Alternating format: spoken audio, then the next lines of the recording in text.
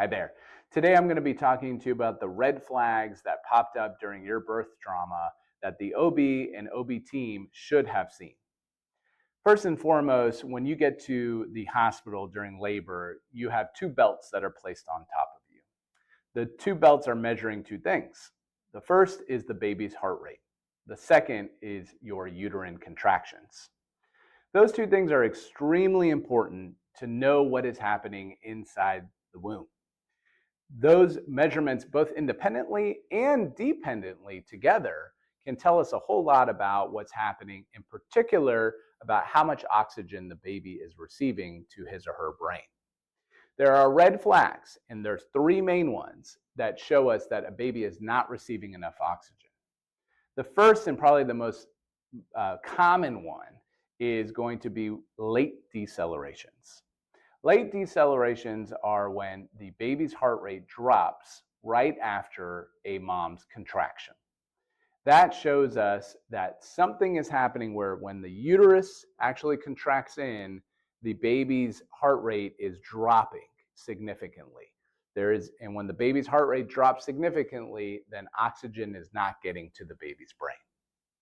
Now, late decelerations can happen, but a pattern of late decelerations should be a telltale sign to your doctor and nurse that something bad is happening in the womb. In addition, a second red flag is something called minimal variability. Variability is when you see the baby's heartbeat and it's pumping back and forth on a squiggly line.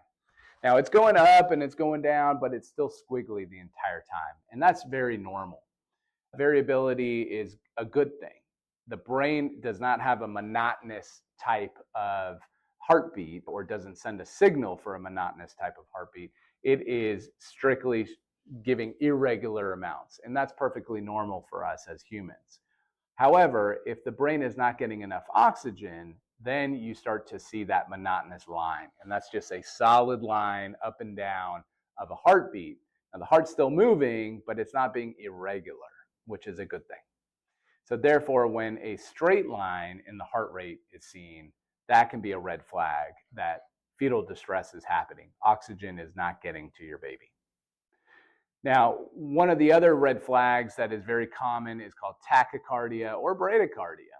Those two are either high heartbeat or low heartbeat. There's a range that babies have for a heartbeat, and if the baby's heartbeat is too high or too low, that can also be a telltale sign that something is happening. Many of these red flags happen very often and throughout pregnancies. That's not a problem. However, if there is a pattern of these red flags over and over again, that's when intervention needs to happen.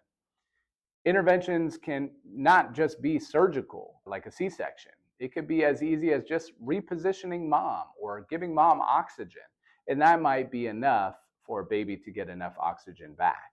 It just might be that the cord is clamped between mom and belly and needs to be moved around.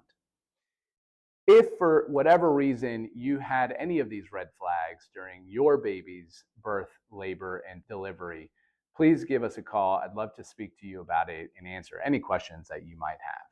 My name is Adam Funk, and I am a birth injury lawyer.